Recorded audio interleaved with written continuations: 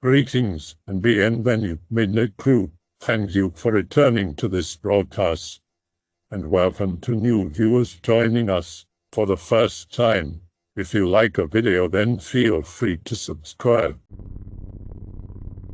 It's a small field, but not many people know how haunted most libraries are. Be me. Worked my way up to library manager. Managed 3 libraries thus far.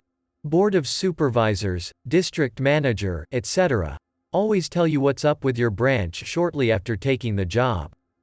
The current branch is pretty fucked. Female employees, 90% of the workforce in the field, at my library suffer the most.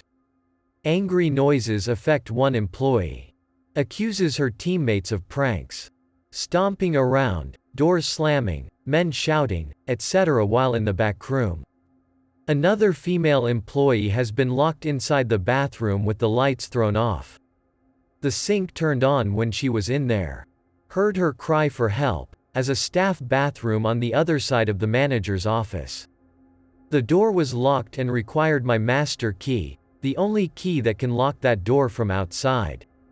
Obviously, I was not responsible and would never do this. Public restrooms are a no-go for my female employees. They are opened and closed by me, and me alone. Stalls will slam in sequence, lights will go on and off, diaper stations spontaneously fall open. Most libraries keep a second incident report log. This is usually very private and quiet. We know these as unexplained phenomena logs. We are usually county and local government, so staff safety still needs to be ensured. I've had to close the branch one day. The county maintenance guy and I fabricated that the power was lost to the facility. Not true. We flipped the breakers as proof for when my opener arrived. The truth is, it was a mess inside the building. Books were literally everywhere, as if someone with a grudge had broken in. Workstations and service counter a mess of unloaded staplers, pencils broken into dozens of pieces, and our copier bulb was burnt out after running all night. Pages photocopied were of the ceiling above the copier. This last winter, 2020. Board of Supervisors decided that operational hours needed to be extended, to make up for the doors being closed during the Great Plague. Genius decided that the branch will be open from 10 a.m. to 9 p.m. Yes. That way we can serve exactly 0 people wanting books at night, in the snow and cold. No female employee closes during the winter nights anymore. Our hours have changed to 6 p.m. extended hours. This is the reason why. Week 5 of stupid late night hours. I'm closing with, let's call her, Janet. Janet is a really cool employee. Never says no, a great self-starter, and is fun to work with. She's had her own encounters. She's the employee who faces the phantom harassments. Approximately around 7:50 p.m., a snowstorm hits the area. I offered her the ride home so as to not endanger her elderly mother, as Janet does not drive. Shortly after hearing the winds and snowfall, a cacophony of noise erupts from the lobby. Slamming, banging, glass shattering, and a deep booming. Janet and I cease our chatting, and I get up to investigate the cause. At the glass doors to the lobby, nothing is of note. The front doors are closed, light is on. I entered the lobby. I've taken about 4 steps from the glass doors to the closed front doors, as the glass doors slam behind me. I turn, expecting to see Janet. She's not there. Turning back towards the front doors, the right wall with our public bulletin board begins dropping flyers one by one. The tacks remain in place. I stare dumbfounded as the bulletin board sheds itself nude. In this lobby, there are 2 doors to the left that are the entrance to our public meeting room. The meeting room doors slammed on their locks, rhythmically. Pound pause pound pause pound pause.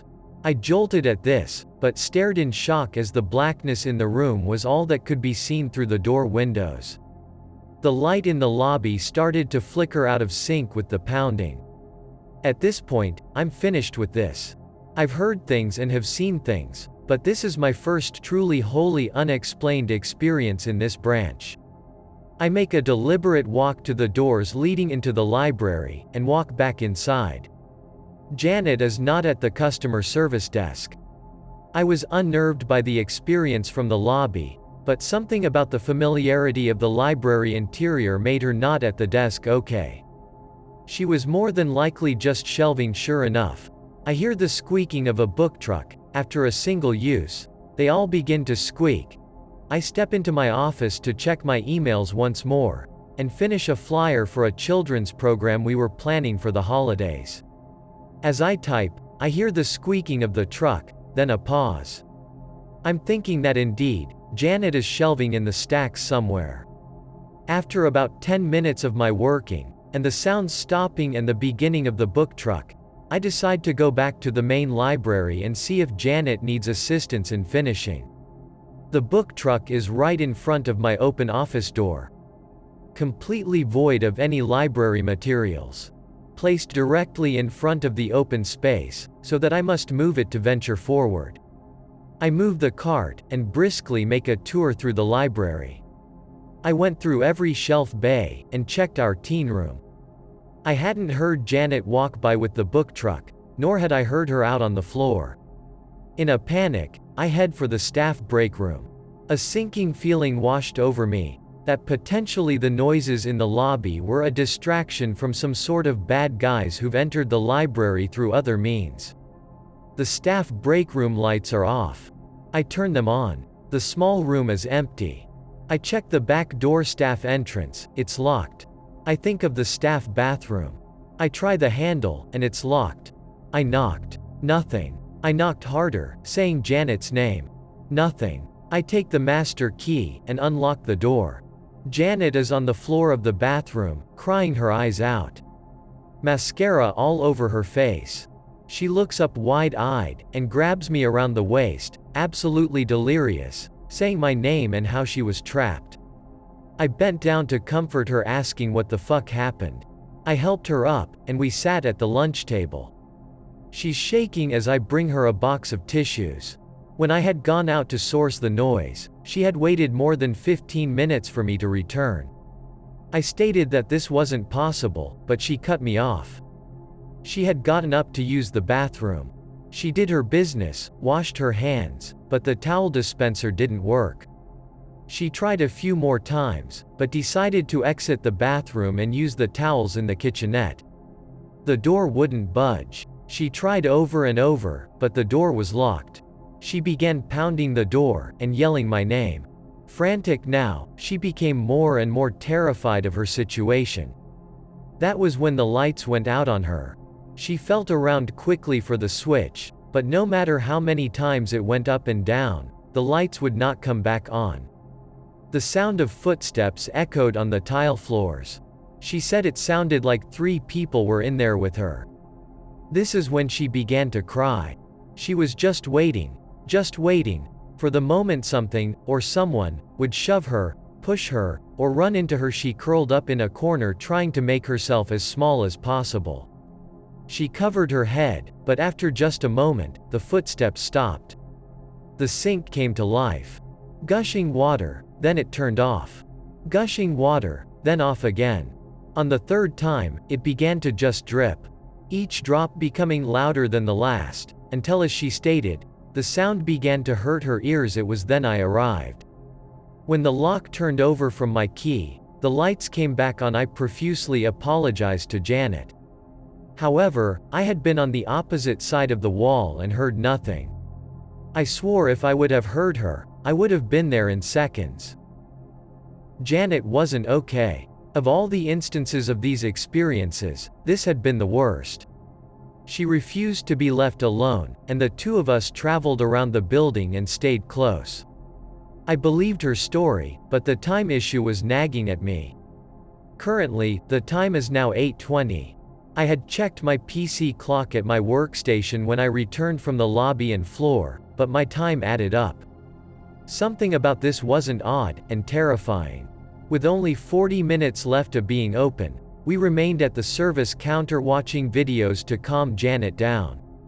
Though I frightened myself at what she told me, I needed to remain calm and in control for her sake. What happened next still gives me the chills. The ceiling of the library is an enormous labyrinth of beams and crossbars, like a cathedral vaulted ceiling. The beams began to creak and moan, as if a great weight had been placed upon them. "Oh shit, must be the snow," I stated. As I finished the last syllable of snow, I was struck on top of my head. A DVD case had fallen from the beams. I looked up, nothing there. Janet begins shuddering and sobbing. The creaking and moaning becomes slower, louder. I rose from my seat and beckoned her towards me. The DVD and Blu-ray stacks started to shed materials from them. In ones, twos and threes, DVD and Blu-rays fall from the shelves. "We're done. We're leaving." Quickly, we headed for the back room and grabbed our coats. Making it to my vehicle, I started the engine and drove to the entrance. I locked the doors, and we left for the night. I recorded the incident, and informed the county library manager of what had transpired. The building was a mess in the morning. In addition to the visual media, the children's picture books, non-FIC, and half the adult FIC were completely removed from their shelving. I contacted Janet, asked how she was doing. She was thinking of quitting. She had never felt so helpless, powerless, and worst of all, afraid. To be honest, I begged her to stay. She's a fantastic employee, and she still works for me. However, female employees do not close or stay after dark. We do not have a lock on the bathrooms now. A sign that says, "Occupied," and "Vacant," is on the outside of the door, and needs to be flipped. Obviously, employees must additionally knock. Closing shifts are for male employees only. For some reason, our unexplained phenomena are limited to slamming doors and flickering lights. I have more stories if Anons are interested. From this library and others. Libraryman back with another short story. These goat totems, pick related, were found by the hundreds over the course of weeks throughout the library. We'd find them high up above the shelf bays, hidden behind books, squeezed in between shelving units, under the children's globe, etc. Orchestrated a hunting party each morning to locate as many as possible. In one day, my team employees came with a small tub filled with maybe 80 of the cursed things.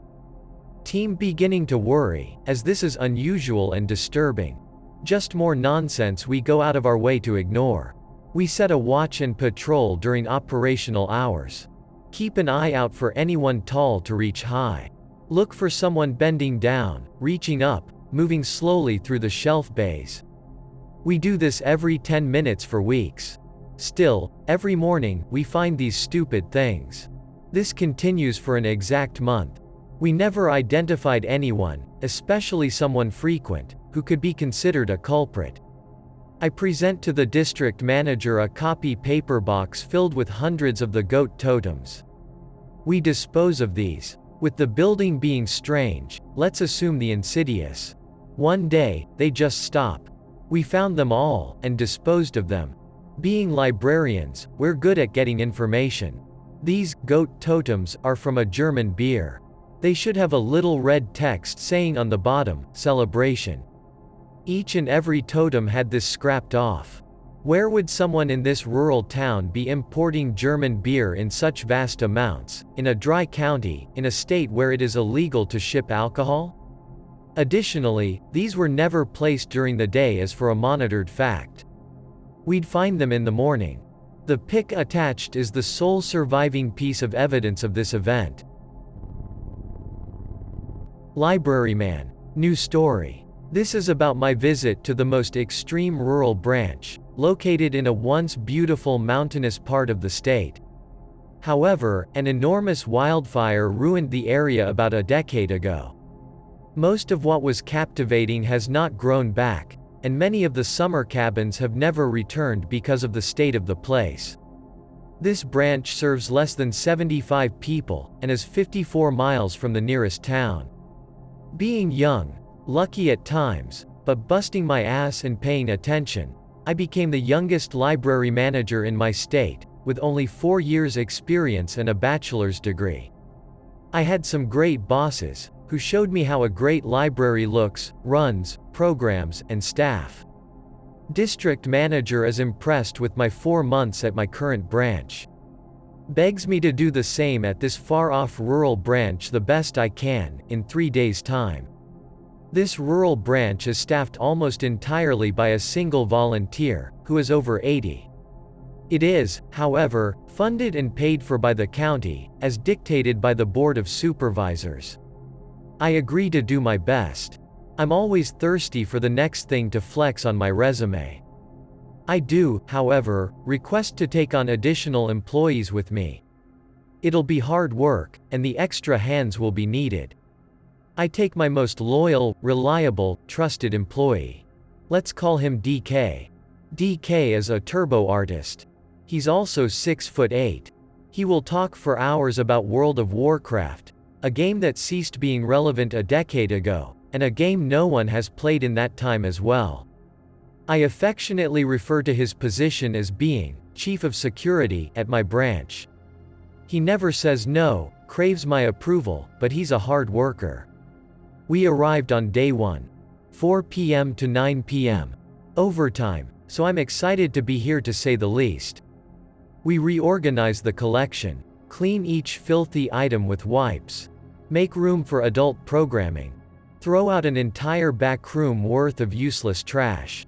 However, this remote branch is quite creepy, even during the day. It was built entirely upon community donations, and looks like it. Aluminum sliding exterior, small square almost bathroom windows, 9 feet of the ground, and only 6 of them. The entire facility is no larger than most American living rooms. No restrooms. Outside, the forest fire was stopped about 20 feet before it could consume the library. It sits deep in the narrow valley, and about 1.5 miles away from the main lodge that used to attract tourists. It is pretty much the end of the line. No cabin survived the blaze past the library, which used to be in what could be called the center of this tiny town. DK was eager to drive and show off his skills. To complete his turbo artist life, his mother purchased him a Jeep Commander, complete with what must be a 20 inches lift, enough lights to see from orbit, and a powered winch which I assumed was for his inevitable tumble off a cliff. This vehicle would be our transport, and if I can sit back and relax and have dinner, I don't mind being chauffeured around the county. Night 2 comes and goes. However, we end up finding that a shelving unit has absolutely molded and needs to be trashed. DK power. I open the doors at night, and with DK hauling this massive thing with ease, help him load it into the Jeep Commander. There's something a little morose about an area ravaged by fire. There are no insects, no birds, no bats, and no deer. Once upon a time, deer would graze in the nearby meadow and create a serene, picturesque setting. Now, it felt like we were on some sort of gray moon, complete with Halloween spooky trees. As we slam the hatch closed, we start crunching the gravel back towards the building. However, another noise, in this absolutely silent area, makes us turn instantly. Deep in the burned and blackened stick forest to the right, we hear a long, sad cry. It started soft, but ended with a yelp. DK and I continue to look in the direction of the noise, expecting it to continue, or at least start again. Nothing happens. Well, that sounded how I feel. Let's leave, it's late. I say to DK. DK agrees, but starts to ramble and rant about a video game. He often does this when he is nervous. Honestly, I thought that sound could have been anything, and it didn't matter. My own library has its own strangeness, and at this point, I had become desensitized to just about anything. We have our dark drive in peace, and after a while, I've stopped hearing about the new expansion to the video game and how bad it apparently is. Night 3. This is a small county, there are no local law enforcement agencies. The sheriff's department services this huge area, and there are only 6 deputies. Luckily, one deputy, let's call him Alex, hangs out in this small town at night. Deputy Alex creeps on an underage girl, whose parents own the lodge. However, he learned that I knew.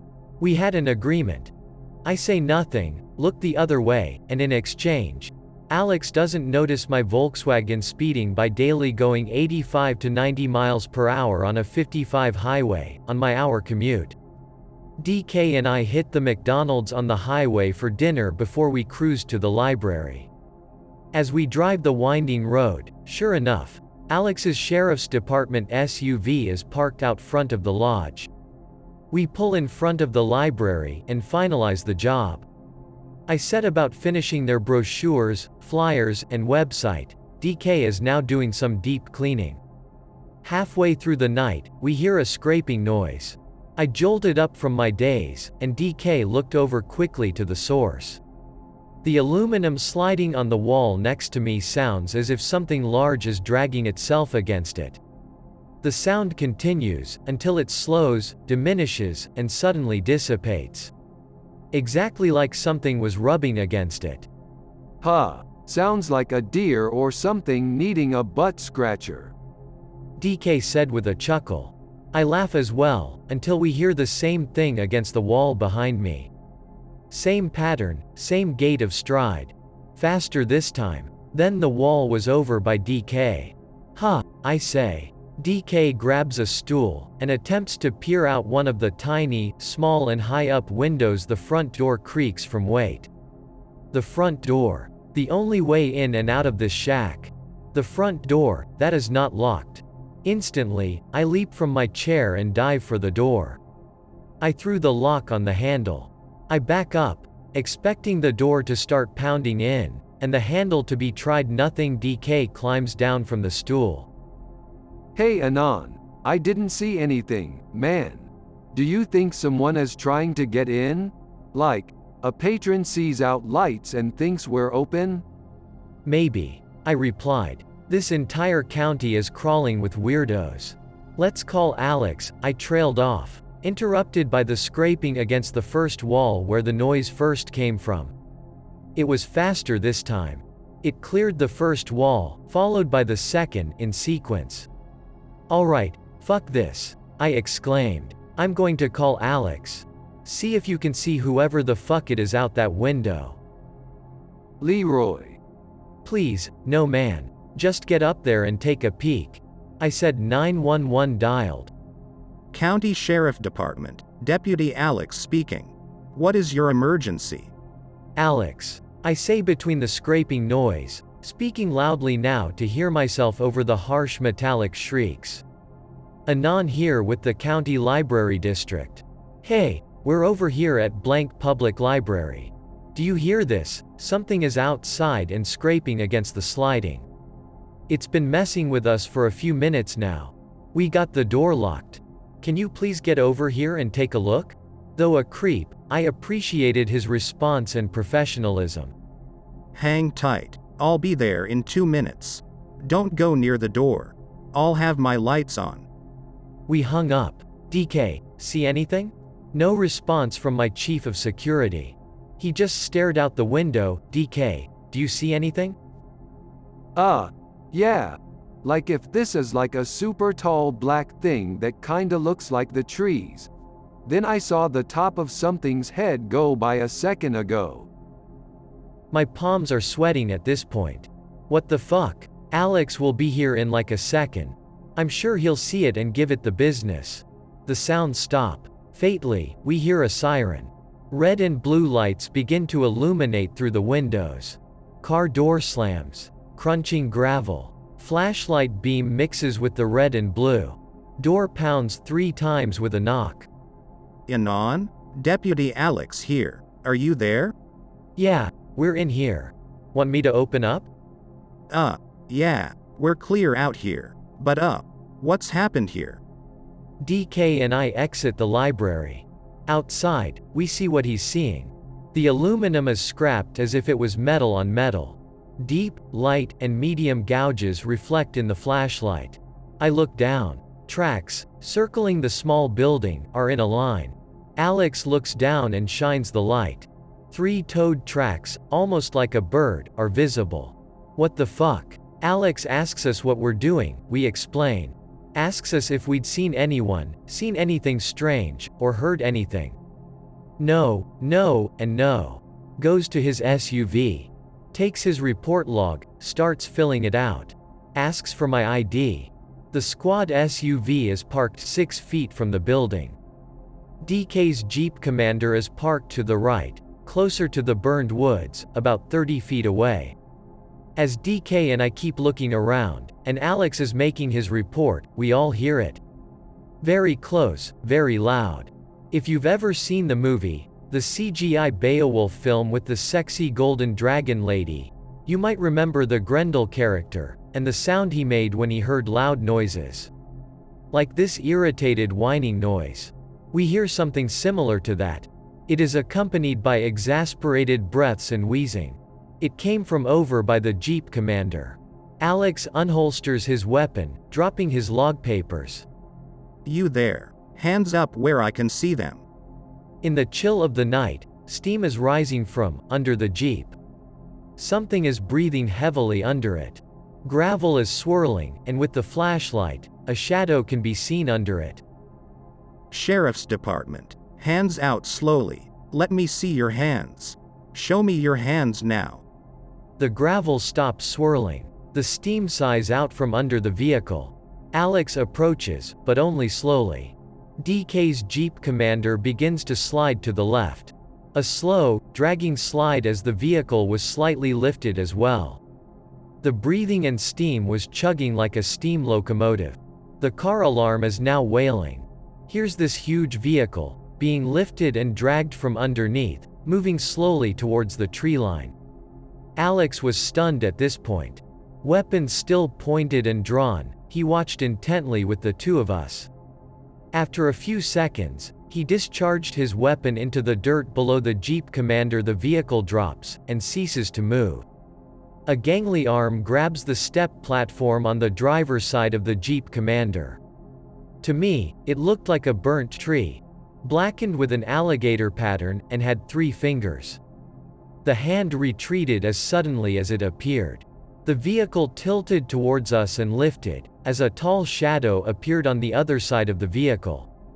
Again, just like DK described, like the top of a tree, only blackened. It sprinted towards the black trees. Police lights turning and flashing red and blue, car alarms still blaring, pistol muzzle smoking, we all stood there in shock. What happened next was your standard, "What the fuck? What was that? Did you see that?" etc. etc. The report was filed, and DK and I gave our testimonies. It was not made public. The district manager was informed. I was questioned as well, and DK and I were told to never speak about this unless asked by a sheriff, or the district manager. Sliding was sanded down to hide the scratches. Within 2 months, the county announced we would no longer be financially supporting this branch. It would no longer be a part of the county. This was probably the only physical sighting, direct incident with the unexplained I've ever had. If I had to guess, based on other testimonies here on X, I think the thing was some sort of tree creature that got caught up in the blaze. I think it lived in constant pain. I think our lights at the library caught its attention, but ultimately, I think it was afraid of us. Maybe it wasn't before Deputy Alex arrived, but it tried to hide, and then escaped. Never heard anything about it or like it ever since. Something like this, Libraryman Anon? Never saw the face. Top of the head is about right, but limbs were thin and had 3-toe, finger thing going on. I hope that you enjoyed tonight's broadcast. If you enjoyed tonight's story, then please subscribe to the channel as more green texts will appear daily. A new broadcast will appear when the clock strikes midnight Central Time.